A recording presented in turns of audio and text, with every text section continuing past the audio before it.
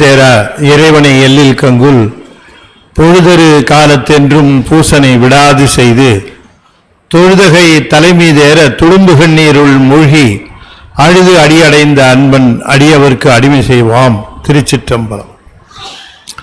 தொல்லை இரும்பிறவி சூழும் தலை நீக்கி அல்லலறுத்து ஆனந்தமாக்கியது எல்லை மறுவா நெறியளிக்கும் பாதவூர் எங்கோன் திருவாசகம் என்னும் தேன். திருச்சிற்றம்பலம்.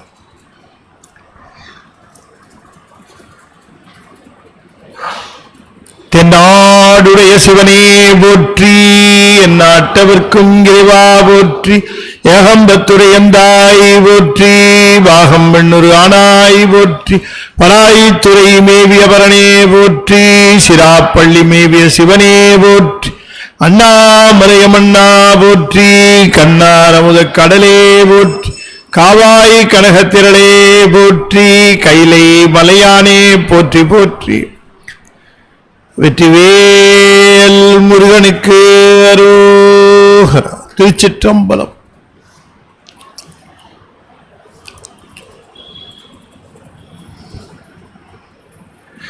அண்ட சராசரங்களுக்கெல்லாம் அதிபதியாக விளங்கக்கூடிய முருகப்பெருமானுடைய ஒப்பற்ற பெருங்கருணையினாலே சென்னை ஐசிஎஃப் கமலவிநாயகர் சத்சங்கம் மிக சிறப்பாக நிகழ்த்தி கொண்டிருக்கக்கூடிய திருவாசக ஞான வேள்வியில் நாம் தொடர்ந்து சிந்தித்து கொண்டிருக்கக்கூடிய திருச்சதகத்தில் தொடர்ந்து பாடல்களை சிந்திப்பதற்கு திருவருள் கூட்டியிருக்கிறது. இந்த பகுதி பிற்கால சான்றோர்களால் அனுபவ சுத்தி என்று தலைப்பிடப்பட்டிருக்கிறது. அதை பற்றி நாம் விரிவாகவும் தெளிவாகவும் சென்ற வகுப்பிலேயே பார்த்தோம். மணிவாசக பெருமான் அவருடைய அந்த வரலாறு நமக்கு திரு வாதவூரடிகள் புராணம்னு ஒரு புராணம் இருக்கு. அப்புறம் 2 திருவிளையாடல் புராணம் இருக்கு. ஒன்று சிற்றம்பல தேசிகர் அருளி செய்தது, இன்னொன்று பரஞ்சோதியார் அருளி செய்தது. இந்த பாதவூரடிகள் புராணம் கடவுள் மாமுனிவர் அப்படிங்கிறவர் அருளி செய்தது. இந்த 3 நமக்கு மணிவாசகருடைய ஒரு வரலாற்றை நமக்கு எடுத்து சொல்லுவதற்காக நமக்கு கிடைத்திருக்கிற நூல்கள் 3. அதுல ரொம்ப பழசுன்னு பார்த்தா இந்த 13ஆம் நூற்றாண்டுலேயே இந்த திருவிளையாடல் புராணம் பரஞ்சோதியார் 17ஆம் நூற்றாண்டில் தான் பண்ணியிருக்கார்.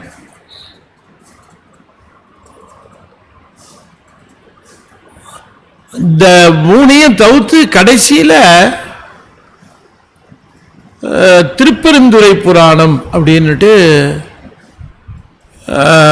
நம்முடைய மகாவித்வான் மீனாட்சி சுந்தரம் உள்ள ஒன்று செஞ்சிருக்கார். திருப்பெருந்துறை புராணம்னு அது ஒன்று இருக்கு. ஆனால் அது ரொம்ப சமீபத்தில் வந்தது. அதில்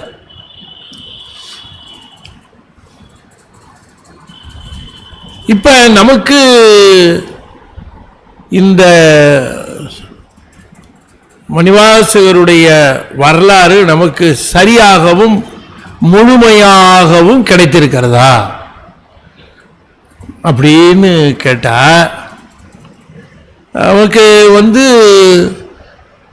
பதில் சொல்றதுக்கு கொஞ்சம் யோசனையா இருக்கு.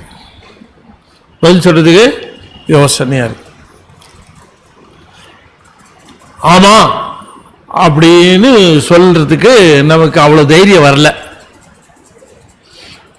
ஏன் அப்படின்னு சொன்னா, இந்த திருப்பெருந்துறை புராணத்தை விட்டுருங்க, அது அது பின்னால வந்தது, அதை விட்டுருவோம். அது இந்த 3ஐயும் அடிப்படையா வச்சு எழுதுனது. அந்த 3 இருக்கு இல்லையா, அந்த 2 திருவிளையாடல் புராணம், 1 வாதவூரடிகள் புராணம், இந்த 3ஐயும் வச்சுக்குவோம். 3ஐயுமே வைத்துக் கொண்டு பார்த்தால், ஏன் நம்மால இந்த 3ஐயும் வைத்துக்கொண்டு ஒரு வரலாறை சொல்ல முடியல அப்படின்னு கேட்டா, 3 பேரும் 3 விதமா சொல்றோம். ஒருத்தர் சொல்றதை இன்னொருத்தர் சொல்லல, மாத்தி சொல்றார். இப்படி எல்லாம் இருக்கு செய்திகள். அதுல இன்னொரு விஷயம் பாருங்க, இது வாதவூரடிகள் புராணத்துல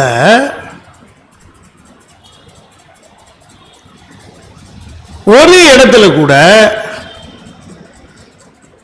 மணிவாசகர்னு பேர் வரல. ஒரு இடத்துல கூட மணிவாசகர்னு பேர் வரல. அதுல எல்லாருக்கும் கொஞ்சம் வருத்தம். வான்கலந்த மாணிக்க வாசக அப்படின்னு கூப்பிட்டு பார்த்து மகிழ்கிற ஒரு பெயர் இல்லையா அது? சரி, இப்ப நமக்கு இந்த மாதிரியான வேதங்கள், அது சரித்திர தொடர்பா வரலாறு தொடர்பா நமக்கு இந்த மாதிரியான ஒரு வேறுபாடுகள் இருக்கிறத பார்க்கிற பொழுது எதை எடுத்துக்கிறதுன்னு தெரியல. இப்ப எதை நம்ம எடுத்துக்கலாம் அப்படின்னு நமக்கு ஒரு சின்ன குழப்பம்.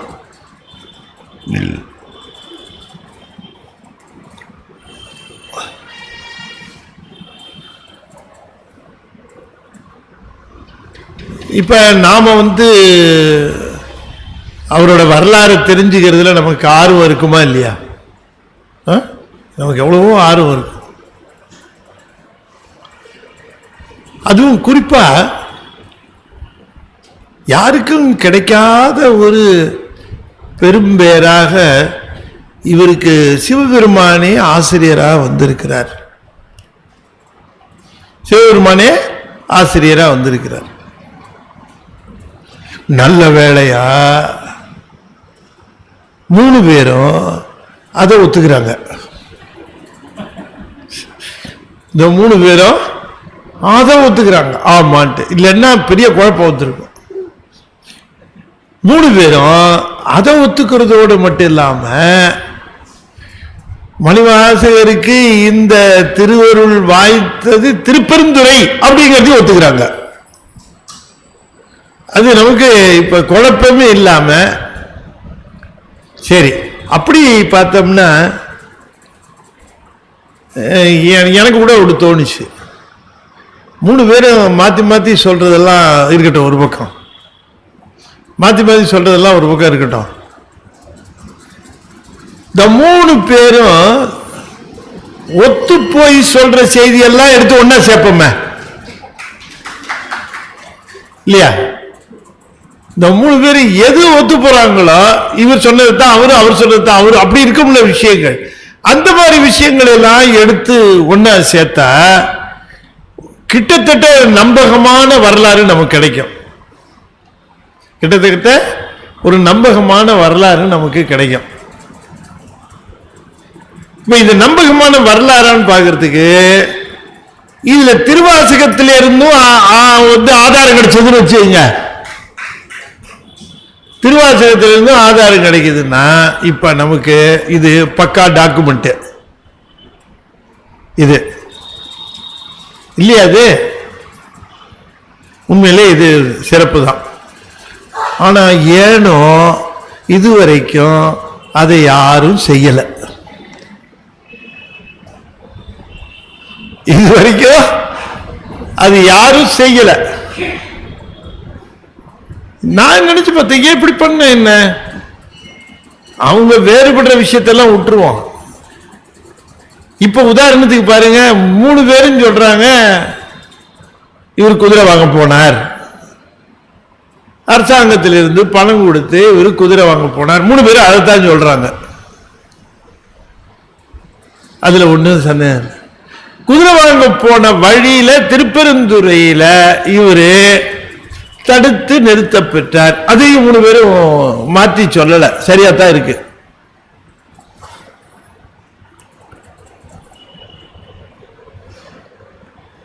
சரி, அதுலயும் சரியா வருது, தடுத்து நிறுத்த பெற்றார் அப்படிங்கிறது சரியா இருக்கு. அதுக்கு அப்புறமா அவரு சிவபெருமானை குருந்த மரத்தடியில் கண்டார் அப்படிங்கறதையும் எல்லாரும் சரியா சொல்றாங்க. அது சரியா சொல்றாங்க. குருந்த மரத்தடியில் கண்டார்க்கு பிறகு அவருக்கும் இவருக்கும் இடையில என்ன நடந்ததுங்கிறத வித்தியாசமா சொல்றாங்க. அதுல வேறுபாடு வந்துருச்சு.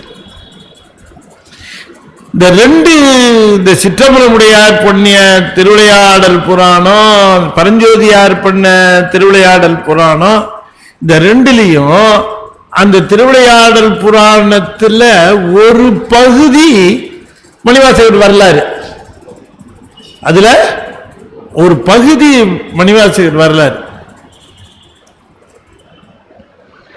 அதுல என்ன ஒரு இதுன்னு கேட்டீங்கன்னா, அதுல இன்னும் ஒரு பகுதி திருஞான சம்பந்தர் வரலாறு.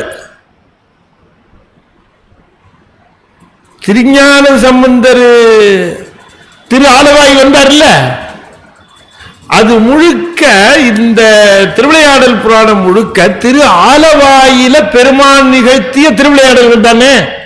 அந்த ஆலவாயில என்னென்னலாம் சம்பந்தம் இருக்கோ அதெல்லாம் எடுத்துத்தான் அவங்க திருவிளையாடல் புராணம். அதுல ஒண்ணு மணிவாசகத்தை நடத்தின திருவிளையாடல ஒரு விளையாடல் எடுத்துக்கிட்டாங்க. ஞானசம்பந்த பெருமாண்ட எடுத்து விளையாடினத ஒரு திருவிளையாடல எடுத்திருக்கிறாங்க. 63 இதெல்லாம் வருது. 63 ஒண்ணுதான் என்னது, 64 திருவிளையாடல் பண்ணியிருக்காரு இல்லையா, 64. அந்த 64 இது தவிர்த்து 63 திருவிளையாடலுக்கு கொடுத்துட்டு ஒரு திருவிளையாடல் இது. இவர் 63 ஒருவரான்னு கேட்டுட்டு இருந்தோம். இவர் 64 ஒருவர். அது நல்லா தெரியுது, அது தெரியுது. ஏன்னா 64 திருவிளையாடல் சொல்லியிருக்கிறதுல இவருக்கு ஒரு திருவிளையாடல். சரி, இதுக்கு முயற்சி பண்ணி பார்த்தா என்ன, இப்படி சொல்லி பார்த்தா என்ன, அப்படி இவங்க சொல்றதுக்கு ஒரு பக்கம் இருந்தாலும் மணிவாசகர் எப்படி போறாரு, எங்கெங்கெல்லாம் அவரு சொல்றாரு, அதெல்லாம் எடுத்து திரட்டி அவரு அதை சேர்த்து வச்சு பார்க்கலாமா, இந்த வரலாறு தெரிஞ்சுக்கிறதுக்கு, அவர் வரலாறு தெரிஞ்சுக்கிறதுக்கு நமக்கு ரொம்ப ஆர்வமா இருக்கு. அதை தெரிஞ்சு கொள்ளலாமா அப்படின்னுட்டு ஒரு ஆர்வம் வந்தது. கொஞ்சம் முயற்சி செஞ்சேன். அதுதான் திருநெல்வேலியில 10 நாளைக்கு அடியேன் சொற்பொழிவு செய்து, அது கொஞ்சம் பண்ணதுதான், அது கொஞ்சம்தான். இப்ப அந்த ஆராய்ச்சி பிரகாரம் பார்த்தா அவர் முதல்ல பாடினது சிவபுராணம் இல்ல. முதல்ல பாடினது சிவபுராணம் இல்ல. ஏன் அப்படின்னு கேட்கிற பொழுது சிம்பிள் லாஜிக்கா சொல்றேன்.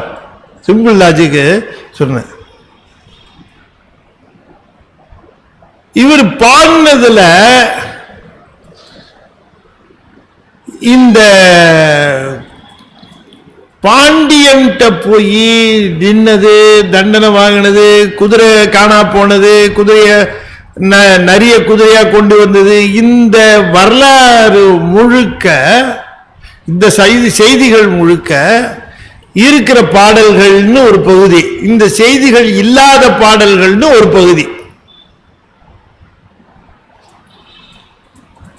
அப்ப பெருமானிடம் குருந்தமரத்தடியில பெருமானை பார்த்து உபதேசம் பெற்ற பொழுது ஏற்பட்ட அனுபவத்தை எழுதுகிறவரு குதிரையை பத்தி எழுதுவாரா? எழுத மாட்டார். பரி நெறியானதெல்லாம் எப்ப நடந்தது? அப்புறமா நடந்தது.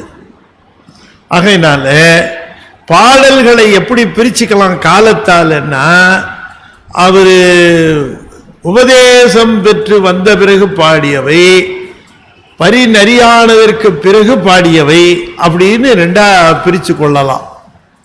இப்படிலாம் பிரிச்சு பல்வேறு விதமா பார்க்கிற. இப்ப திருப்பெருந்துறை அனுபவத்தை மணிவாசகர் என்ன சொல்றார் அப்படின்னு பார்த்தால், அவர் ஒரு இடத்துல சொல்லல, அத ஸ்கேட்டர்டா சொல்றார். எங்கே எல்லாம் தோணுதோ அங்கே எல்லாம் சொல்லியிருக்கார். அவரு திருக்கழுக்குன்றம் போனாருன்னா அங்க திடீர்னு பாடிட்டு இருக்கும் போது தன்னை திருப்பெருந்துறையில் ஆண்டது ஞாபகம் வந்ததுன்னா உடனே அங்க பாடிடுவார். இங்க இருந்து தில்லைக்கு போறார், அங்க பாடுவார். இப்ப நம்ம என்ன பண்ணணும், இத சேர்த்து வச்சு என்ன நடந்திருக்கும் அப்படிங்கறத எல்லாத்தையும் சேர்த்து எடுத்து வச்சு அதை பண்ணலாம். ஆக ஒருத்தர் தன்னுடைய வாழ்நாள் முழுவதும் திருவாசகத்திற்கு மட்டுமே ஒதுக்குவாரானால், தன்னுடைய பிரெட் அண்ட் பட்டர், கித்தன் கிண்ணு, இது எல்லாவற்றையும் துறந்து மறந்து, துறந்து அப்படின்னு சொன்னா வல்லினரகரம் இல்ல, இடைநரகரம், துறந்து மறந்து, இது வல்லினரகரம், மறந்து அவருடைய தன்னுடைய வாழ்நாள் முழுக்க ஏதாவது முயற்சி பண்ணா கிடைக்கிறதுக்கு ஏதாவது சான்ஸ் இருக்கு. ஆனா அப்படி ஒரு வாய்ப்பை யாருக்கும் சிவபெருமான் தருவாரான்னு தெரியல. சிவபெருமான் வாய்ப்பு கொடுத்தா தானே, திருவாசகம் எழுதுறதுக்கு ஒருத்தருக்கு வாய்ப்பு கொடுத்தார், தேவாரம் எழுதுறதுக்கு திருஞான சம்பந்தருக்கு வாய்ப்பு கொடுத்தார், தேவாரம் எழுதுறதுக்கு திருநாவுக்கரசருக்கு வாய்ப்பு கொடுத்தார், தேவாரம் எழுதுறதுக்கு சுந்தரமூர்த்தி சுவாமிகளுக்கு வாய்ப்பு கொடுத்தார், தேவாரம் எழுதுறவங்களை பத்தி எழுதுறதுக்கு சேக்கிடாருக்கு வாய்ப்பு கொடுத்தார். இல்லைன்னா எப்படி கிடைச்சிருக்கோம்? கிடைக்காத. இந்த வாய்ப்பு கொடுக்கணுமே, சாமி வாய்ப்பு கொடுக்கணும். ஆகையினால அது கொஞ்சம் ஒரு பெரிய ஒரு சிறப்பான ஒரு பணின்னு தான் சொல்லணும். திருவாசகத்தை ஆய்வு செய்தல் என்று சொல்லுவது, பெருமான் அவருடைய வரலாறை அதிலேருந்து டேப் பண்ணி எடுக்கிறது அதில். சரி, இப்போ பாருங்களேன், ஒரு சின்ன சமாச்சாரம் அதை சொல்லுகிற பொழுது, இப்போ சாமி குதிரை வாங்க போயிட்டு இருக்கிறார் இல்லையா? எத்தனையோ தடவை கேட்டிருக்கோம் அந்த வரலாறு, எத்தனையோ தடவை இதை கேட்டிருக்கோம், எத்தனையோ பேர் சொல்லி கேட்டிருக்கோம், எத்தனையோ புத்தகத்தில் படித்து கேட்டிருக்கோம். ஆனா இப்ப நான் குதிரை வாங்க போனாருன்னு ஒண்ணு என்ன நடந்திருக்குமோன்னு ஒரு ஆர்வத்தோட நீங்க கேட்குறீங்க இல்லையா? சாவி குதிரை வாங்க போனாராம என்ன ஆயிருக்குமோ அப்படின்ட்டு, அது ஒரு பெரிய ஒரு த்ரில்லு தானே, பெரிய த்ரில்லு. என்னவோ ஊர்ல 1000 த்ரில்லு சொல்லி ஸ்டோரி சொல்றான், இதை விட ஒரு த்ரில்லான ஒரு சமாச்சாரம் எனக்கு தெரிஞ்சு இல்லவே இல்லை, நிஜமாவே சொல்றேன். குதிரை வாங்கிறதுக்கு மணிவாசக பெருமான் அரசாங்க கஜானாவில் இருந்து பொற்காசுகளை எடுத்துக்கொண்டு போனார். அதிகாரிகள் சூழ போறார். அந்த பொற்காசுகளை எடுத்துக்கொண்டு போகிற அந்த நிலையில நிறைய குதிரை வீரர்கள் போறார். சரி, அப்படி போகிறவர் திருப்பெருந்துறையில ஏதோ ஒரு நிலையில அவருக்கு தடைப்படுகிறது. அவர் மேற்கொண்டு பயணம் செல்ல முடியாதபடிக்கு ஒரு தடை ஏற்படுகிறது. அது நல்லா தெரியுது. அவர் மேல போகல, அங்க நின்றுறார். ஏன் அப்படி நின்னார், என்ன அதுக்கு காரணம் அப்படிங்கிறது நமக்கு தெரியல. ஏதோ நின்னுட்டார். ஒருவேளை பலத்த மழை வந்திருக்கலாம்.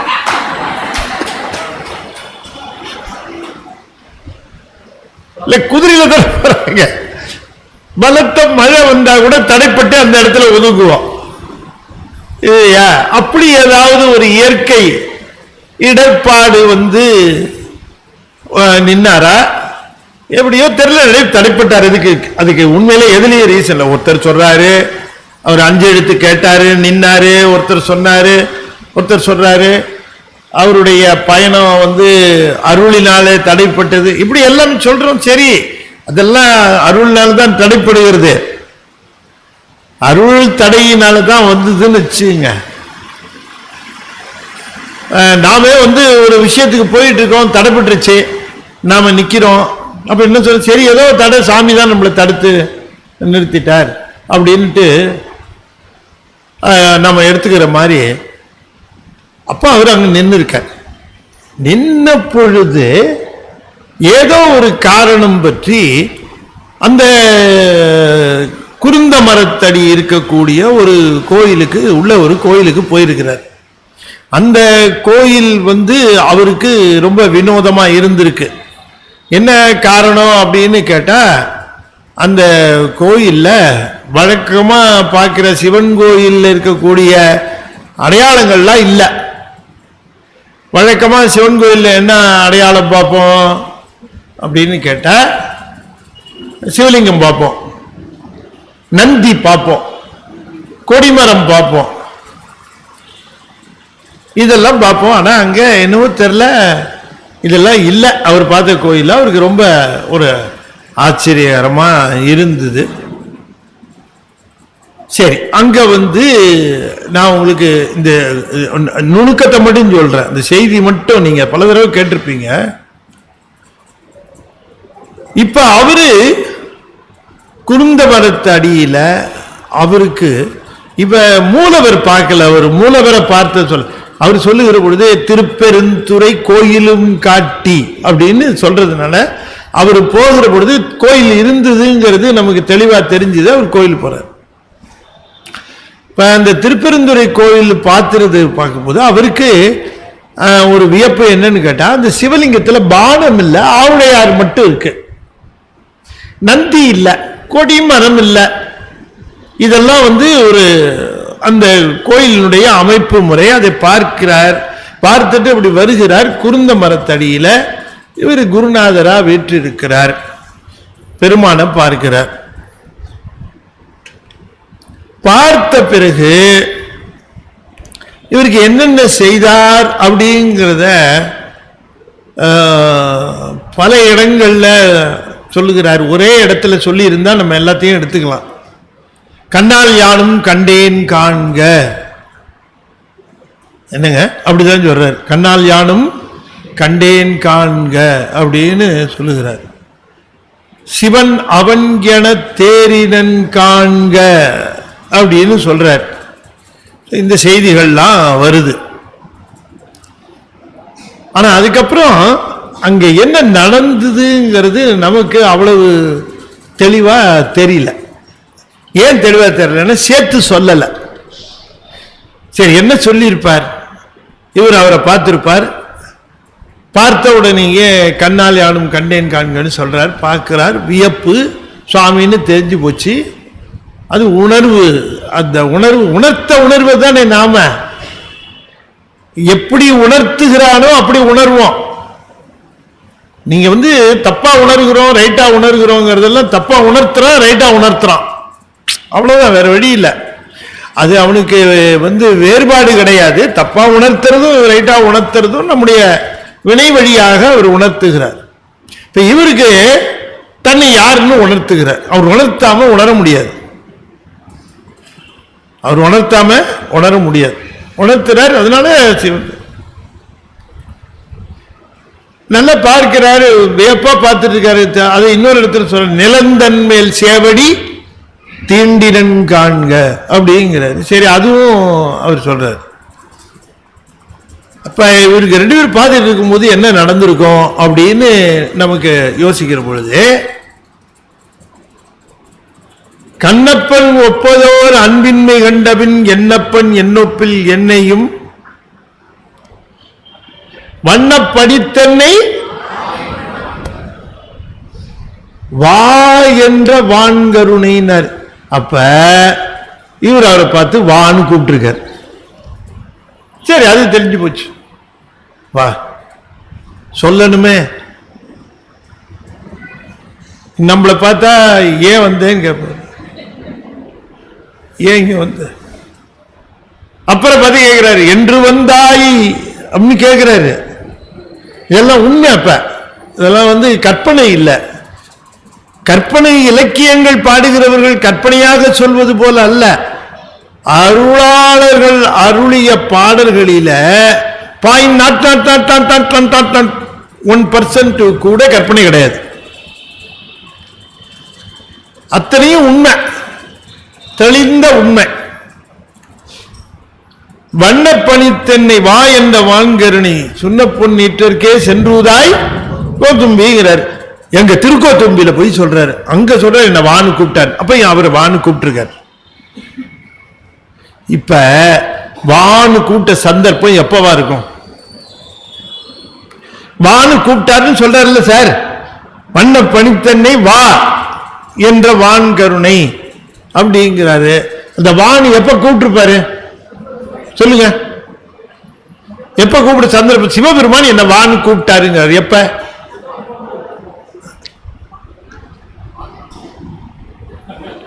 கேட்கல.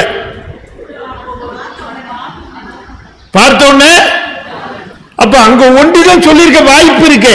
அதுக்கப்புறம் சொல்றதுக்கு வாய்ப்பே இல்லை. ஏன்னா அந்த ஒரு தடவை தான் அவர் மீட் பண்ணிருக்கார். ரெண்டாம் தடவை அவரு இவரும் மீட் பண்ணப்ப என்ன நடந்ததுன்னு சொல்றதுக்கு மணிவாசகரும் இல்ல, சிவபெருமானும் இல்ல. ரெண்டாம் தடவை எங்க மீட் பண்ணாங்க? தில்லையில. தில்லையில அவர் மீட் பண்ணதுக்கு அப்புறம் போயிட்டாரு. என்ன நடந்ததுன்னு சொன்ன வானு கூப்பிட்டு பண்ணாரா இல்ல போன்னு சொல்லிட்டு கூப்பிட்டு என்ன பண்ணாரோன்னு தெரியாது. நம்ம தெரியுமாமா? திருப்பெருந்துறையை பற்றித்தான் திரும்ப திரும்ப பேசுகிறாரே தவிர தில்லையில கலந்ததை பத்தி நமக்கு இல்லையா, ஒன்னும் இன்ஃபர்மேஷனே இல்லை. அப்ப வாணி என்ன கூப்பிட்டாருங்கிறது எங்க கூப்பிட்டுருப்பாரு? திருப்பெருந்துறையில. திருப்பெருந்துறையில தான் வா அப்படின்னு கூப்பிட்டாருன்னு எழுதுற. சேசார் தில்லையில கூப்பிட்டுருக்க கூடாதா வான்னு? தில்லையில கூப்பிட்டுருக்க கூடாதா வான்னு? வான்னு கூப்பிட்டதுக்கு அப்புறம் அவர் போனதுக்கு அப்புறம் எங்க இருந்து பாட்டு எழுதியிருப்பாரு? என்னங்க வாணி நீ இருந்ததுனாலதான் நமக்கு திருவாசகம் வந்தது. நீ வான்னு சொல்லி இருந்தாருன்னா திருவாசகமே வந்திருக்காத.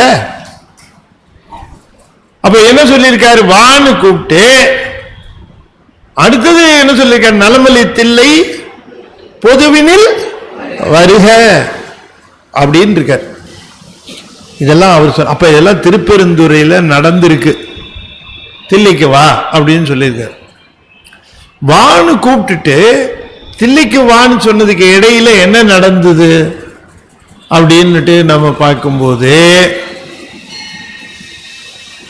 தண்ணீர் எனக்கு அருளி, தண்ணீர் தன்னிட்ட இருக்கக்கூடிய திருநீற்றை எனக்கு அருளினார்னு ஒரு இடத்துல சொல்லுகிறார். இன்னொரு இடத்துல சொல்லுகிறார் நோக்கி நுண்ணிய நொடியன செய்து அப்படிங்கிறார். இன்னொரு இடத்துல நோக்கி சச்சு தீட்சை, நயன தீட்சை பார்த்திருக்கார். அதோட பார்த்துட்டு நுண்ணிய நொடியன செய்து உபதேசம் செய்திருக்கார். அப்புறம் சொல்லுகிறார் நானே தவம் செய்தேன். அது இன்னொரு இடத்துல சொல்றார். அப்ப வாக்கு தீட்சை அதை இன்னொரு இடத்துல சொல்லுகிறார். ஒவ்வொன்றையும் ஒவ்வொரு இடம். நான் இப்ப சொன்னதெல்லாம் ஒன்னா சொல்றேனே தவிர அவர் ஒன்னா சொல்லல. ஒவ்வொன்றையும் ஒவ்வொரு இடத்துல சொல்லுகிறார். இன்னொரு இடத்துல சொல்லுகிறார் இதையார் திருவடி என் தலை மேல் வைத்தலுமே துணையான சுற்றங்கள் அத்தனையும் துறந்தொழிந்தேன். அப்ப திருவடி சூட்லத சொல்ற. இதெல்லாம் எப்ப பண்ணிருக்கணும்?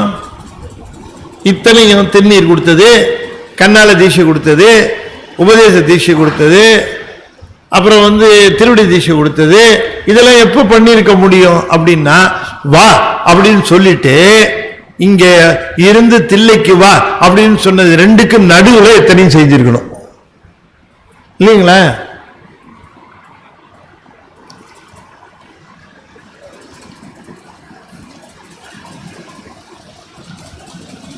எல்லாம் நீங்க கேட்கும் போது சிவகுமார் ஏதோ கற்பனையில சொல்லிட்டு இருக்கிறாருன்னு உங்களுக்கு தோணுதா? இதுல ஒரு எழுத்து ஒரு சொல்லு கூட என் கற்பனை கிடையாது. எல்லாம் திருவாசகத்திலிருந்து எடுத்துதான் சொல்றேன். ஆனால் என்ன ஆயிடுச்சுன்னா, திருவிளையாடல் புராணத்துல இப்ப நான் சொன்ன விஷயங்கள் எல்லாம் அதை எழுதின ஆசிரியர்கள் கற்பனையை கலந்திருக்கிறார்கள். எப்படி சார் சொல்றீங்க அப்படின்னு கேட்டா, கற்பனையை கலந்ததுனால ஒவ்வொருத்தருடைய கற்பனையும் ஒன்று போல இருப்பதில்லை, மாறி மாறி இருக்கிறதுனால வரலாறு மாறி மாறி சொல்லி இருக்கிறாங்க. கற்பனை பண்ண ஆரம்பிச்சோம்னா இல்லைங்களா? ஒரு விஷயம் நடந்திருக்கு சொல்லுப்பா அப்படின்னு சொன்னோம்னா, நடந்த விஷயத்தை அப்படியே சொன்னா உண்மையா இருக்கும் இல்லையா? அவனே கொஞ்சம் தான் பார்த்தான், இருந்தாலும் முழுமையா சொல்லிடுவோமே அப்படின்னுட்டு தன் கற்பனை எல்லாம் கலந்து சொல்றான். இன்னொருத்த அவனும் கொஞ்சம் தான் பார்த்திருக்கிறான், அவனும் சொல்லணும்னா அவனும் கற்பனை எல்லாம் கலந்து சொன்ன ரெண்டு பேர் கற்பனை ஒன்னா இருக்குமா? அதனால ரெண்டு வரலாறு வந்துருச்சு. நமக்கு இப்ப முக்கியமா என்ன அப்படின்னு கேட்டீங்கன்னா, இத்தனை விஷயம் நீங்க மனசுல வாங்கி வச்சுக்கணும். நீங்க திருவாசகம் இப்ப நீண்ட நாளாக கேட்டுக்கொண்டு இருக்கிறீர்கள். இங்கே நாம திருவாசகம் சிந்தித்துக் கொண்டு இருக்கிறோம். அதுல நமக்கு பல செய்திகள் தெளிவாக வேண்டும் என்கிற அந்த அடிப்படை காரணத்தினால அதை எடுத்து சொல்லிட்டு இருக்க.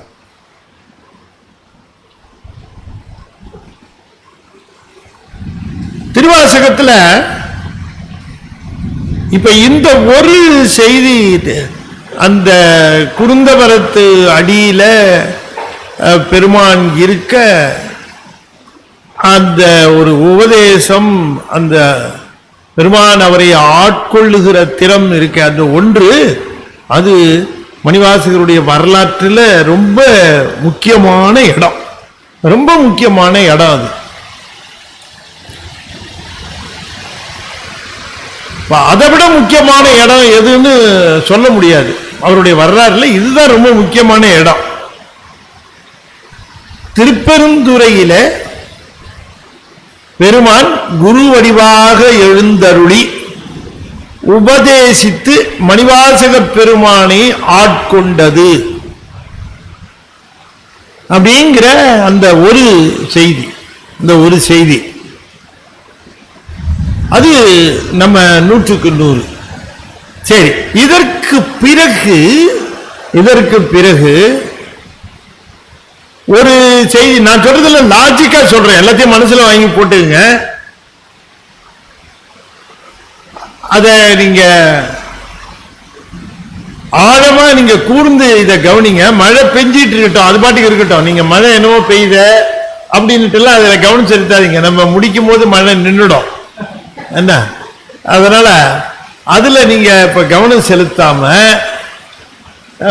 வெளியில அருள்மழை பெய்து கொண்டிருப்பதாக நீங்கள் நினைத்துக் கொள்ளுங்கள். என்ன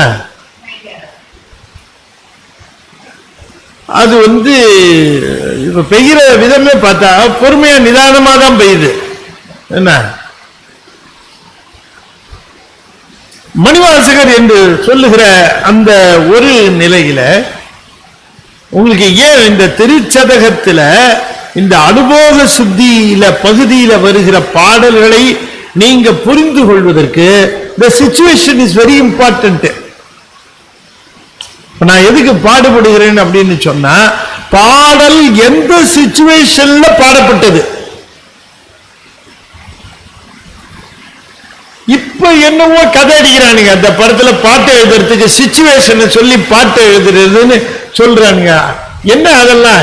இங்க சிச்சுவேஷனை வச்சு பாட்டு எழுதியிருக்காரு நம்ம சாமி. அந்த சிச்சுவேஷன் என்னன்னு புரிஞ்சுக்கிட்டா தான் இந்த பாட்டே நமக்கு புரியும்.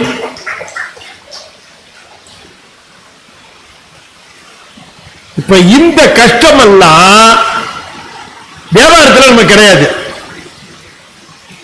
தேவாரத்தில் நமக்கு கிடையாது. தேவாரத்தில் சுந்தரர் போனாரு, சாமி அவரை ஆட்கொண்டாரு. என்ன உன்னை தெரியலையா சுந்தரா, கைலாயத்திலிருந்து உன்னை நான் தான் அனுப்பிச்சேன் அப்படின்னார். சாமி எப்படின்னுட்டு ஒரே ஆர்வம். உடனே பாட ஆரம்பிக்கிறார். பித்தா பிறை சூடி பெருமானே அருளாள. இப்ப இந்த பாட்டு எந்த சந்தர்ப்பத்தில் பாடப்பட்டது அப்படின்னு கேட்கறது ஏதாவது கஷ்டம் இருக்கா? என்னமா ஏதாவது கஷ்டம் இருக்கா? இந்த பாட்டை எந்த சந்தர்ப்பத்தில் சுந்தரர் பாடினார் அப்படின்னு ஒரு 10 மார்க்கு கொஸ்டின் கேட்டா இங்க இருக்கவங்க அத்தனை பேரும் 10 மார்க்கு எழுதிடுவாங்க. கூற்றாயினவாறு விளக்ககிலீர் கொடுமை பல செய்தன நான் அறியேன். எற்றாய் அடிக்கே இரவும் பகலும் பிரியாது வணங்குவன் எப்பொழுதும் தோற்றாதென் வயிற்றின் அகம்படியே குடரோடு துடக்கி முடக்கியிட அற்றேன் அடியேன் அதிகை கெடில வீரட்டானத்துறை அம்மானே. இந்த பாட்டு எந்த சிச்சுவேஷன்ல பாடி இருக்கிறார் நீ சொல்லு. என்ன காதுல விழல? மழைய மீறி நீ பேசணும்.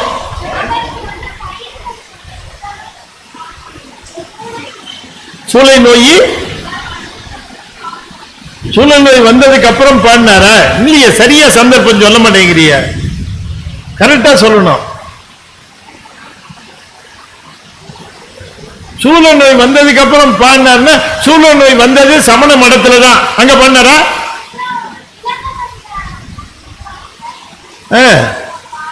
இல்ல, சிச்சுவேஷன் கரெக்டா. சூளை நோயினால அவதிப்படுகிற பொழுது அந்த நோயை தீர்ப்பதற்காக திருஅதிகை வீரட்டானேஸ்வரர் முன்பாக நின்று முறையிட்டு பாடிய பதிகம் அப்படி சொல்லணும். புரியுதா உங்களுக்கு? முறையிட்டு சிச்சுவேஷன் கரெக்டா தெரிஞ்சிச்சா? இப்ப எந்த பதிகம் எப்படி பண்ண?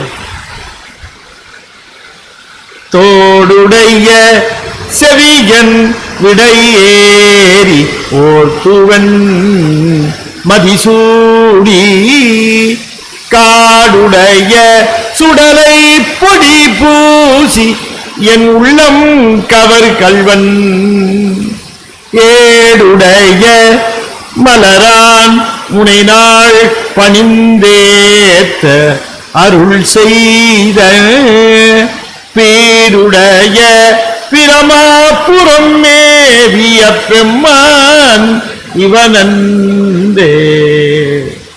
இப்படி வந்துருங்களேன் கொஞ்சம். இங்க நான் பெரியவங்களை கேள்வி கேட்கறது இல்லைன்னு ஒரு முடிவில் இருக்கேன். அதனால தைரியமா நான் அவங்க 2 பேரும் தான் கேட்பேன். இங்க ஒரு தம்பி உட்காருவான், அவனை ஒரு நாள் தான் கேட்டேன்.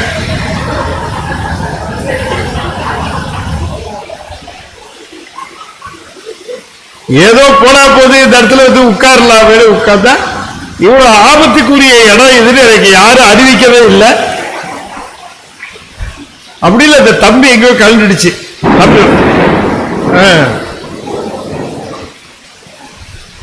சரி, இப்ப நான் பாடின பாட்டு என்ன பாட்டு? யார் பாடினது? திருஞான சம்பந்தர். என்ன சிச்சுவேஷன்ல இதை பாடினார்?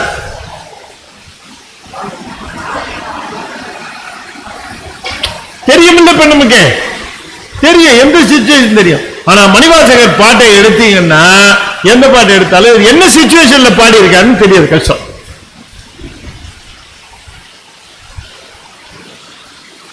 இப்ப நான் ஒரு பாட்டு பாடுறேன், அதுதான் இப்ப நாம பார்க்க போறது பாட்டு. இரண்டாவது, செய்வது அறியா சிறு நாயேன்,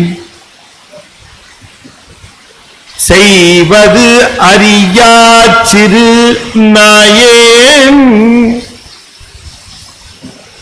செம்பொன் பாதமலர் காணா பொய்யரு பெரும்பேறு அத்தனையும் பெறுதற்கு உரியேன். செய்வது அறியா சிறுநாயேன், செம்பொன் பாதமலர் காணா பொய்யர் பெரும்பேறு அத்தனையும் பெறுதற்கு உரியேன்.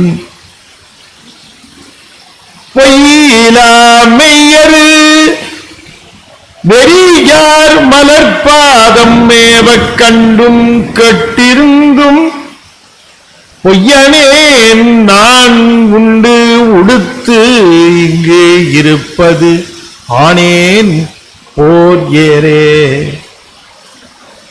பொய்யனேன் பொய்யனேன் நான் உண்டும் உடுத்தும் இங்கு இருப்பது ஆனேன் போர் ஏரே.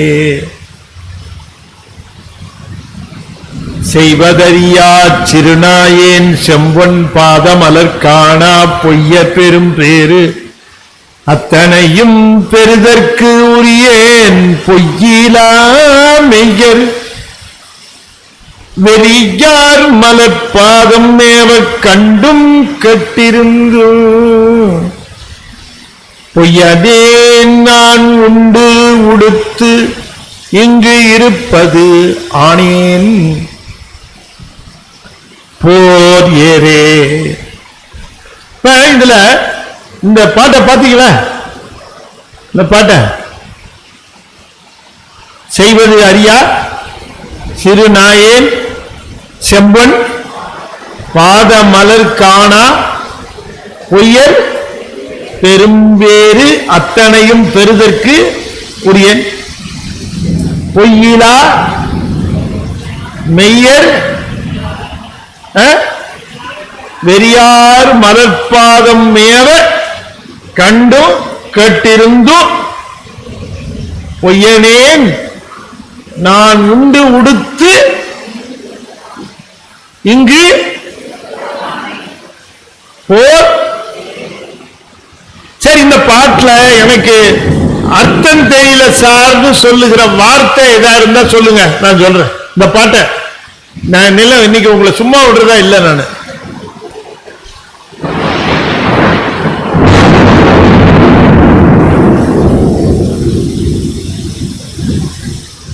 ஆமாங்க, இது அது என்ன தினம் நான் வந்து ஒரு மணி நேரம் பேசுவேன், இங்க உட்கார்ந்து தலை ஆடி கட்டு என்னமா பேசுறாருப்பா அப்படின்னு சொல்லிட்டு மணிவாசகர் மாதிரிலாம் நம்மளால வர முடியுமா, ஆக முடியுமா? என்ன பக்தி என்ன பக்தி என்ன பக்தி அப்படின்ட்டு போறதுக்கு இன்னைக்கு நான் விடமாட்டேன். இப்படி கொஞ்சம் திருவாசகத்தை நீங்க நம்ம கொஞ்சம் பார்க்கிறோம் திருவாசகத்தை. இப்ப நான் என்ன கேட்கிறேன், இந்த பாட்டுல நமக்கு புரியாத வார்த்தை சொல்லு, அந்த சொல்லு இருக்குமா? ஐயா, இந்த சொல்லுக்கு எனக்கு பொருள் புரியல அப்படின்னு ஏதாவது உங்களுக்கு இருந்தா அந்த சொல்ல நீங்க சொல்லலாம். உசல்லையா உங்ககிட்ட உச எப்படி அந்த பாட்டு தான் சொன்னேன். இப்ப போர் ஏறு, சரி, போர் ஏறு அப்படின்னு சொன்னா இந்த இடத்துல ஏறு அப்படிங்கிறது சிங்கம்னு அர்த்தம்.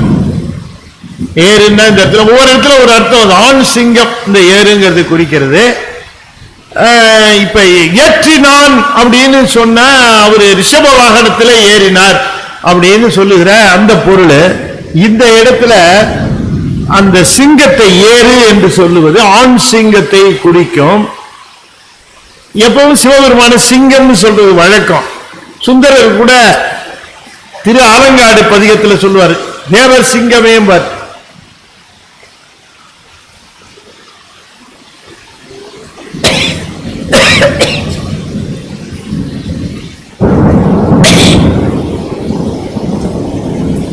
போர் ஏறேனா போர் செய்வதிலே வல்லமை உடைய ஆண் சிங்கமே அப்படின்னு அர்த்தம். சாமி என்ன சொல்றாரு? சிங்கமே அப்படிங்கிறார். சிவபெருமான சிங்கம் என்று சொல்லுவது ஒரு மரபு, ஒரு வழக்கம். சொல்லுவாங்க, சிங்கம்னு சொல்லுவாங்க. சொன்ன சுந்தரர் சொன்னார். அதுபோல போர் செய்வதற்குரிய வல்லமை உடைய ஆற்றல் மிக்க சிங்கமே போர் ஏறு அப்படின்னார். அதுதான் அதுக்கு அர்த்தம்.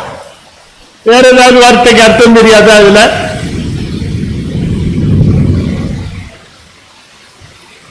படிச்சு பாருங்க, படிங்க, நீங்க படிச்சு பாருங்க. கையில புத்தகம் வச்சிருப்பீங்க, படிங்க. சார் என்ற புத்தகம் இல்லை அப்படின்னு சொல்றவங்க இங்க இருக்கு புத்தகம், நான் விடுற மாதிரி இல்லை, எடுத்துக்கங்க.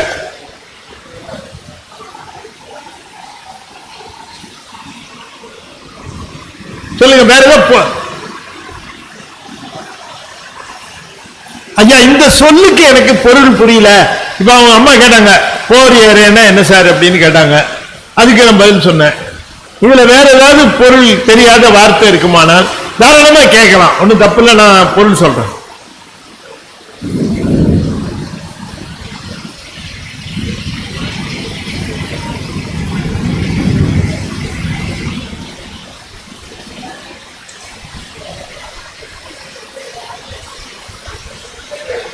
சொல்லுங்கய்யா. வெறி, வெறியாருன்னு போட்டிருக்காரு. என்ன வெறி என்று சொன்னால், வெறி என்று சொல்லுவது வாசனை அப்படின்னு அர்த்தம். வாசனை மிகுந்த அப்படின்னு அர்த்தம். நாடுடைய சிவனே போற்றி, வெற்றிவேல் முருகனுக்கு. ஒரு உண்மையை தெரிஞ்சுக்கலாம்னா எவ்வளவு இடைஞ்சல்.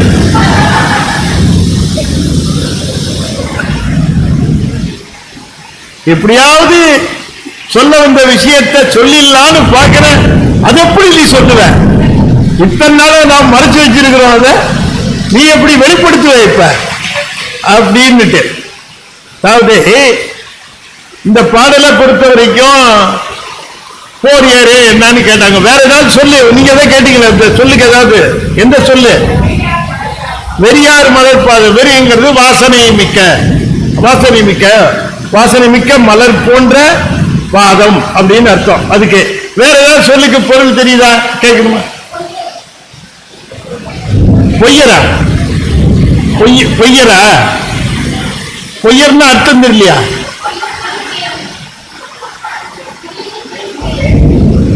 பொய்யர் பெரும் பேரு. இந்த பொய்யருக்கு அர்த்தம் தெரியல, அதான் தினம் பார்த்துட்டு இருக்கோம். நான் ஏன்னு இருக்கேன்.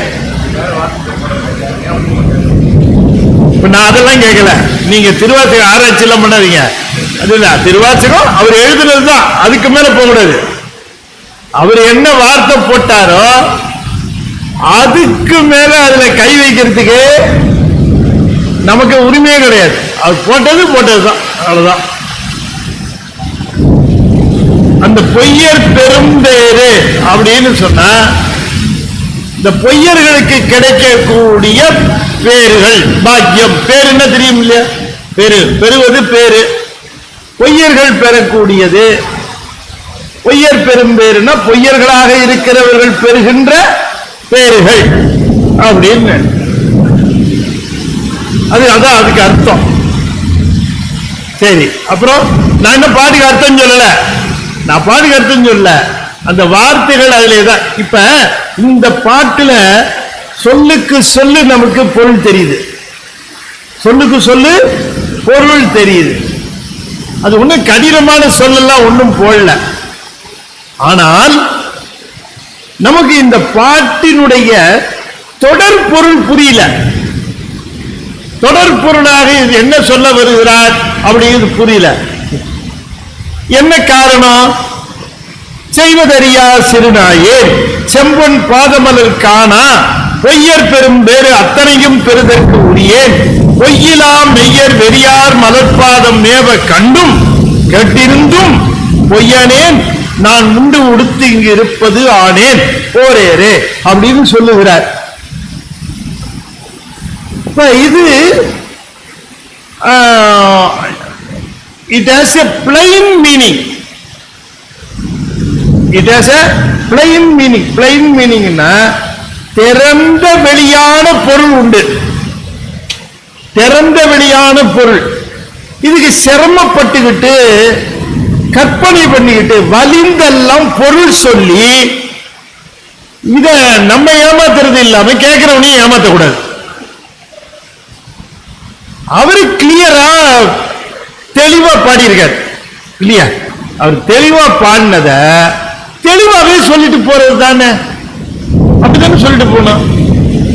அப்படி குழப்புற மாதிரி எங்கேயாவது அவர் சொல்லி இருந்தாருன்னா சரி குழப்புறாருன்னு சொல்லலாம். இல்லையே, தெளிவா சொல்றார். என்ன சொல்றார் தெளிவா? இதுக்கு பொருள் அப்படின்னு கேட்டா, சாமி எனக்கு என்ன செய்யறதுன்னே தெரியல, எனக்கு என்ன செய்யறதுன்னே தெரியல. நான் தகுதியிலேயும் பண்பிலேயும் நாய் மாறி உள்ளவன். தகுதியிலேயும் பண்பிலேயும் நான் சிறு நாயர் அப்படிங்கிற செம்பொன் பாதமலர் காணா பொய்யர் பெரும் பேறு அத்தனையும் பெறுதற்கு உரிய சிவந்த திருவடி மலர்களை காணாதவர்கள் என்னென்னலாம் பெறுவார்களோ அத்தனையும் பெறுவதற்கு உரியவன் நான்.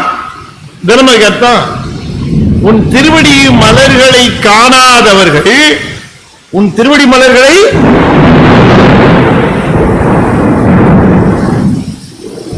காணாதவர்கள் என்ன பேறு பெறுவார்களோ அத்தனையும் பெறுவதற்குரியவன் நான் அப்படிங்கிற.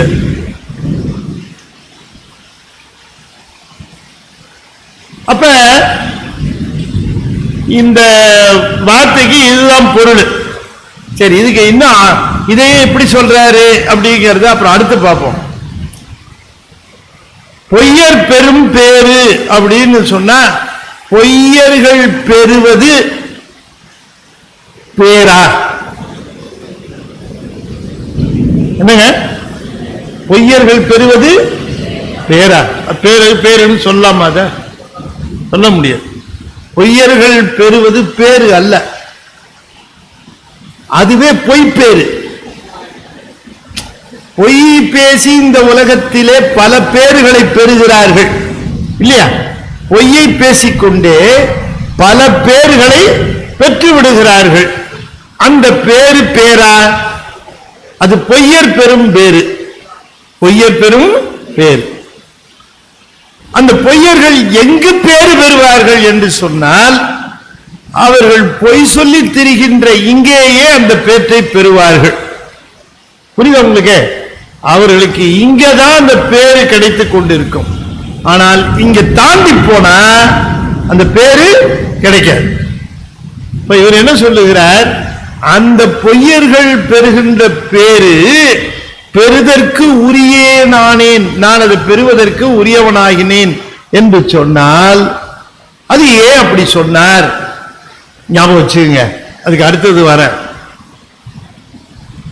பொய்யிலா மெய்யர் மலர்பாதம் மேவ கண்டும் கேட்டிருந்தும் பொய்யனேன் நான் உண்டு உடுத்து இங்கு இருப்பது ஆனேன் அப்படிங்கிற. அப்ப இந்த பாட்டுக்கு உரிய சிச்சுவேஷன் என்ன? எந்த சந்தர்ப்பத்தில் இந்த பாட்டை பாடி இருப்பார்? என்ன சூழ்நிலையிலே இந்த பாடல் எழுந்திருந்திருக்கும்? இதை நம்ம பார்க்கணும் இல்லையா? பாடுகிறார் என்று சொன்னால் அந்த சூழ்நிலைக்கு தக்கவாறு அந்த சூழ்நிலையிலே தனக்கு உள்ளத்திலே தோன்றிய உணர்வுகளை வார்த்தைகளாக வடிக்கிறார். அப்ப இங்க என்ன சொல்லுகிறார் என்று சொன்னால், நான் பொய்யனேன், நான் உண்டு உடுத்து இங்கு இருப்பது ஆனேன் என்று சொல்லுகிற பொழுது இங்கு அப்படின்னு எங்க சொல்லுகிறார்? இங்கு அப்படின்னா எங்க சொல்றாரு? இங்கேயே இந்த மண்ணுலகத்துல, இந்த திரு ஆலவாயில, இந்த மதுரையில இங்கேயே உண்டு உடுத்து இருப்பது ஆனேன். அப்ப இங்கேயே இருக்க வேண்டி வந்துருச்சு அப்படிங்கிறார். இங்கேயே இருக்க வேண்டி வந்துருச்சு. அப்ப பொய்யர் காணக்கூடிய அந்த பேரெல்லாம் எனக்கு கிடைச்சதுக்கு காரணம் என்னன்னு கேட்டா, நான் அந்த மலர்பாதத்தை கண்ட பிறகும், கண்டவர்கள் எல்லோரும் சென்று விட்டார்கள், நான் கண்ட பிறகும் கூட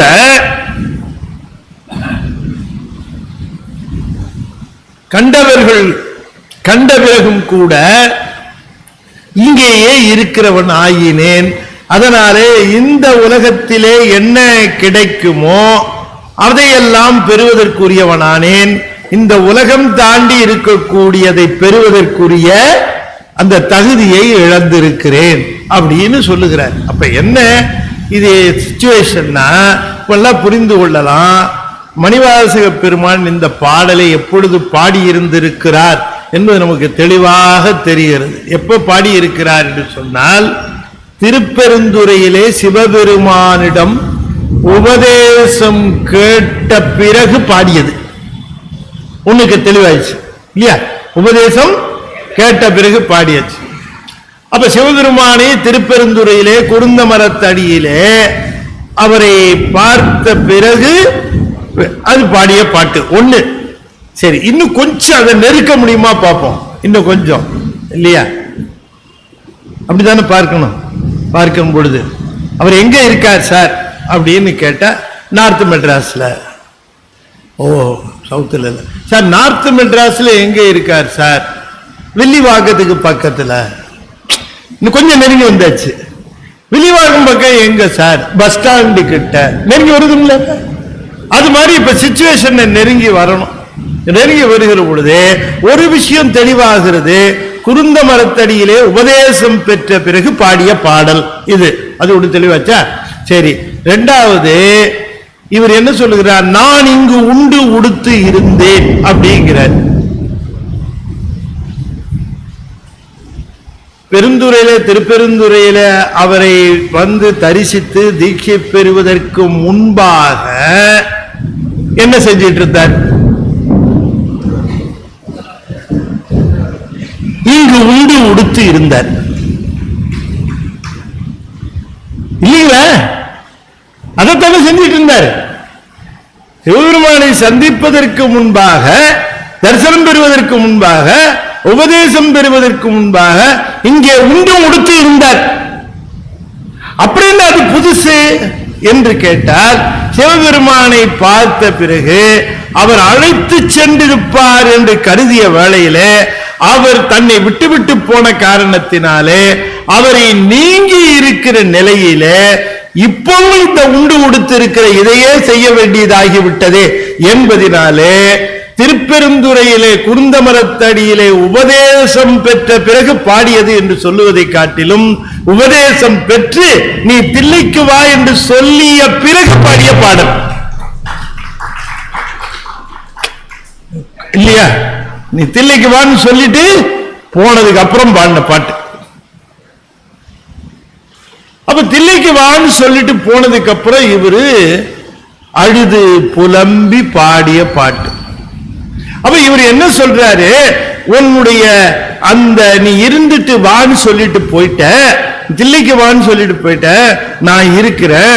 நான் யாரோட எல்லாம் இருக்கிறேன்னா, உன்னை பார்க்காதவெல்லாம் இங்க இருக்கிறான், அவன் கூட தான் நானும் இருக்கிறேன். நான் பார்த்து என்ன, பார்க்காம என்ன, இவங்களோட தானே இருக்கிறேன். புரியுதா? எவ்வளவு கஷ்டமா இருக்கு பாருங்க. அவருக்கு கூட இருக்கிறவன் எல்லாம் பார்க்காதவன், அவன் எல்லாம் பெரும் பெயராக இதை நினைத்துக் கொண்டிருக்கிறான். தினம் சாப்பிடுறதையும், தினம் உடுக்கிறதையும், தினம் கார்ல போறதையும், தினம் தன்னுடைய சொகுசு வாழ்க்கையும் தான் பெறுகிற பெரும் பெயராக அவன் கருதுகிறான். அவனுக்கு நடுவுல நான் பார்த்தும் பார்க்காதவனோடு அப்படியே பெரும் பெயராக கருதி கொண்டு இருக்கிறேனே, இதை விட ஒரு அவல நிலை இருக்குமான்னு கேட்கிற. சார், கூட இருக்கிறவன் மாதிரியே நம்மளும் இருந்துட்டோம்னு வச்சுங்களேன், பிரச்சனையே இல்லை. ஆனா நம்ம மட்டும் கொஞ்சம் வித்தியாசமா இருந்துட்டோம்னு வச்சுங்களேன், இல்லையா? கூட இருக்கிறவன் தான் நம்ம கொஞ்சம் வித்தியாசமா இருக்கிறோம் அப்படின்னு சொன்னோம்னா நமக்கு கொஞ்சம் கஷ்டம் தானுங்களா அது, இல்லையா? நமக்கு அங்க சிவபெருமான பார்க்கிறோம், நம்ம சாமியை பார்க்கிறோம், பார்த்த உடனே நமக்கு என்ன தோணும்? அடடா அடடா, ஒரு தேவாரம் பாடலாமே, ஒரு திருவாசகம் பாடலாமேன்னு தோணும். சுத்தி இருக்கிறவங்க ஒருத்தனுக்கும் அது தெரியாதுன்னு வச்சுக்கோங்க. உங்களுக்கு அது ரொம்ப கஷ்டமா இருக்கும், இல்லையா? அவன் பாட, நம்ம திடீர்னு பாட ஆரம்பிச்சோம், நம்ம இப்படி பார்ப்போம், யோ சாமி அங்க இருக்கிய, அதை பற்றுவான். அப்ப இந்த சூழ்நிலை எப்படி இருக்கும்? இப்ப இதுவே ஒரு திருக்கூட்டமா போயிருக்கோம், அடியார் திருக்கூட்டமா போறோம், அடியார்கள்லாம் இருக்கிறாங்க, சாமியை பாக்குறாங்க, உடனே பாட ஆரம்பிச்ச உடனே எப்படி இருக்கும்? எல்லாரும் கோஷ்டியா பாடுவாங்க. அந்த கூட்டத்தில் எல்லாம் நான் இருக்கணும். உங்களுக்கு புரியுதுங்களா அவருடைய ஆதங்கம்?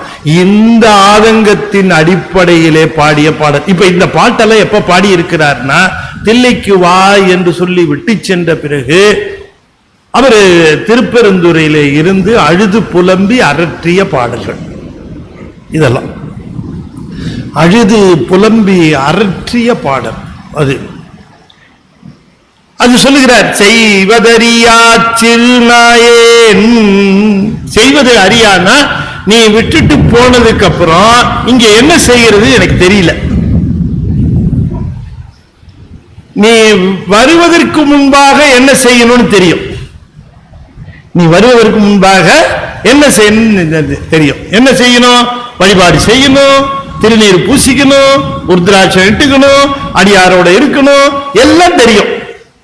நீ வந்துட்டு போறதுக்கு முன்னாடி எல்லாம் தெரியும். நீ வந்த பிறகு நான் என்ன செய்யறதுன்னு எனக்கு தெரியல. அதே மாதிரியே அடியார் மாதிரியே இருக்கிறதா, இல்ல பெருமானே நான் எப்படி என்ன செய்து உன் நினைவை தவறாமல் பாதுகாத்துக் கொள்வது? பிரபஞ்ச தொடர்பு ஏற்படுமானால் என்னுடைய முந்தைய நிலையை நான் இழந்து விடுவேன். ஆகவே செய்வது அறியா சிறுநாயேன். அப்ப என்ன செய்வது என்று கேட்டால், பெருமானுடைய எண்ணத்தை சற்றும் விலகாமல் அந்த நினைப்பிலேயே இருத்தல், அதுதான் செய்வது. அது செய்ய முடியல, அத சொல்லுகிறார், செய்ய முடியல. காரணம் என்னென்ன? எடுத்துட்டு போன பணத்தை என்ன பண்ணேன்னு கேட்க போறான். இப்ப அதுக்கு என்ன செய்யறதுன்னு தெரியல. அல்லது தான் தில்லைக்கு போவதற்கு முன்பாக எந்தெந்த சூழ்நிலைகளிலே பிரபஞ்சத்திலே எந்தெந்த விஷயங்களுக்கு எதிர்கொள்ள வேண்டி இருக்குமோன்னு தெரியல. அப்ப எப்படி நான் தில்லைக்கு வருவதற்குள்ளாக உன்னை நிச்சயமாக சந்தித்தாக வேண்டுமே. செய்வதறியா சிறுநாயேன். அப்ப இந்த செய்திகள் தெரியாத அல்ப நாய் போன்றவன் நான், சிறுநாயேன். நீங்க வேணா பாருங்க, ஒரு பெரிய மாளிகை, பெரிய மாளிகை, எங்கு பார்த்தாலும் கண்ணாடிகள், விளக்குகள், வண்ண அலங்காரங்கள், சோஃபா, அப்புறம் டீப்பாய், அது மேல ஃப்ளவர் வேஸு, அதுக்கப்புறம் அற்புதமாக அலங்காரங்கள். புரியுதா உங்களுக்கு? அங்க நடுவில் ஒரு நாயை விட்டுட்டோம்னு வச்சுங்க. Just imagine the situation. இந்த நாய்க்கு என்ன பண்றதுன்னே தெரியாது. செய்வதறியா சிறுநாயேன். நாய்க்கு என்ன பண்றதுன்னே தெரியாது. தன்னை அவ்வாறு சொல்லிக் கொள்ளுகிறார். இவ்வளவு பெரிய சிறப்பை பார்த்த பிறகு, இந்த அதிதீவிரமான சிறப்பை பார்த்த பிறகு இருக்க வேண்டிய இடமே இந்த பிரபஞ்சம் இல்ல, நல்ல தெளிவா தெரிஞ்சு போச்சு. ஆனா இந்த பிரபஞ்சத்துல இருக்கிற பிரபஞ்சம் இல்லை. அப்ப இந்த சிறு நாயேன் இந்த பிரபஞ்ச தொடர்புடையவராக ஆகி போனேன். செம்பொன் பாதமலர்கானா, உன்னுடைய திருவடிகளை காண்பதற்கு எந்த முயற்சியோ அல்லது ஆர்வமோ இல்லாதவர்கள், அவர்களுக்கு என்ன கிடைக்குமோ அதுதான் எனக்கும் கிடைச்சிருக்கு. அதுதான் எனக்கும் கிடைச்சிருக்கு. அவங்களும் இங்க இருக்கிறாங்க, நானும் இங்க இருக்கிறேன். என்ன வேறுபாடு வந்தது? நான் பார்த்தேன், அவங்க பார்க்கல. நான் பார்த்தேன், அவங்க பார்க்கல. அவங்க சொல்றாங்க, பார்த்து என்ன ஆகுது, எங்க விட்டா தானே கியூல நிக்கிற நீ அப்படின்னு கேட்கிறாங்க. பொய்யர் பெரும் பேர் இலக்காரமா சொல்லுகிறார். பொய்யர்கள் பெறுவது பேரு அல்ல, அது பேர் அல்ல. நல்ல வாழ்வு வாழ்றான், அவன் நல்ல வாழ்வு வாழ்றான் அப்படின்னா என்ன வாழ்வுன்னு அர்த்தம் அது இல்லையா? நல்ல வாழ்வு வாழ்றான் அப்படின்ட்டு இலக்காரமாக அதை அத்தனையும் பெறுதற்குரியேன் பொய்யிலா மெய்யர். இந்த பொய்யிலா மெய்யர். அப்ப இன்னொரு விஷயம் அதுல நமக்கு இந்த பாடல்ல நமக்கு தெளிவாகுது. என்னன்னு கேட்டா, பொய்யிலா மெய்யர், பொய்யில்லாத மெய்யர் என்று சொன்னால் பொய்மை கலவாத மெய்யர்கள். பொய்மை கலவாத மெய்யர்கள் எல்லாம் போய்விட்டார்கள், நான் இருந்துட்டேன். அப்ப என்கிட்ட மெய் இருந்தது, ஆனா பொய் கலந்திருந்தது. பொய் கலந்திருந்தது. அந்த பொய்யை எடுத்து விடுறதுக்காக எடுத்து வச்சிருக்காரு. பொய் கொஞ்சம் இருக்கு. அவர்கள் பொய் கலவாத மெய்யர்லாம் நின் மலர்பாதம் மேவ கண்டுனர். அப்ப இவரு நீ தில்லைக்கு வான்னு சொல்லிட்டு அப்படி போகிறப்ப பல அடியார்கள் சிவபெருமானோடு ஒன்றரை கலந்தார்கள்.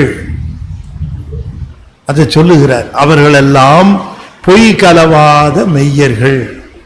அவர்கள் எல்லாம் பொய் கலவாத மெய்யர்கள். இந்த பொய் கலவாத மெய்யர்கள் சிவபெருமானோடு கலந்து அவரோடு போகிறதை நான் பார்த்தேன். ஒன்ற உடன் கலந்து அருளியும் அங்கேயும்.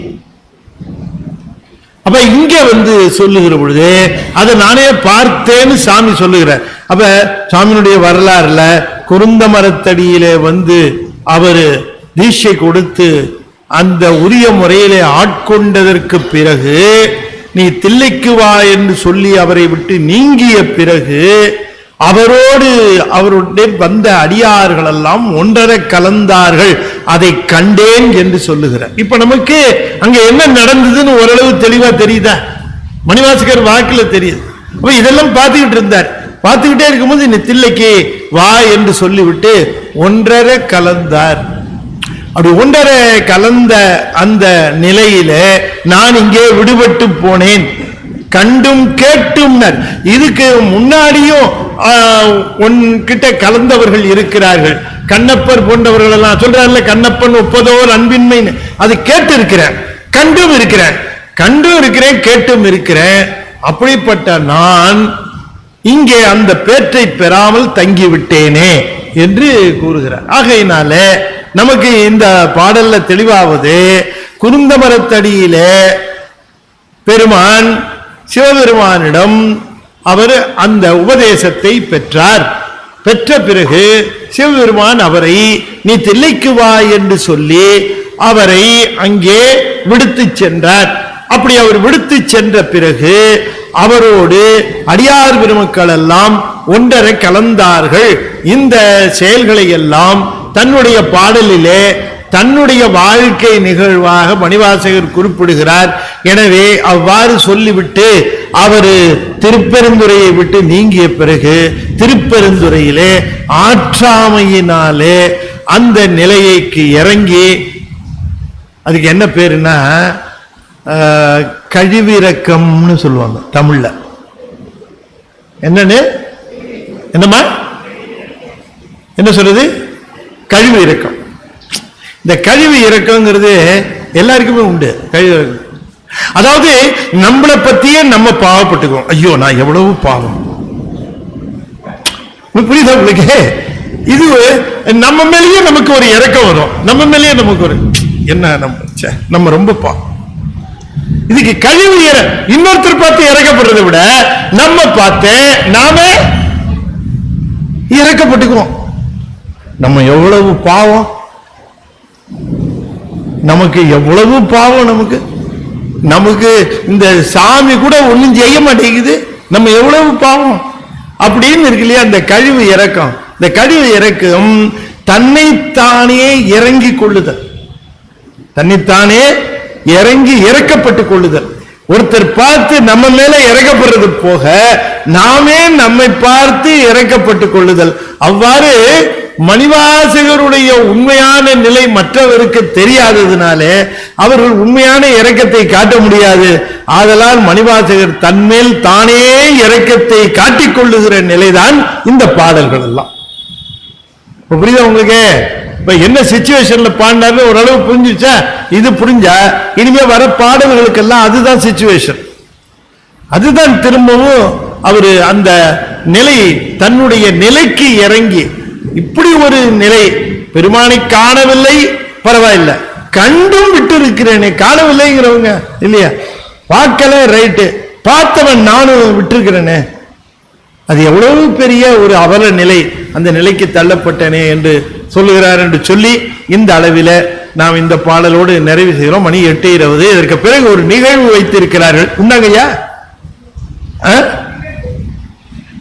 புதிதாக வாசலிலே ஒரு கதவு, வாசல் கதவு கேட்டு அங்கே நம்ம இன்ஸ்டால் பண்ணி இருக்கிறோம்.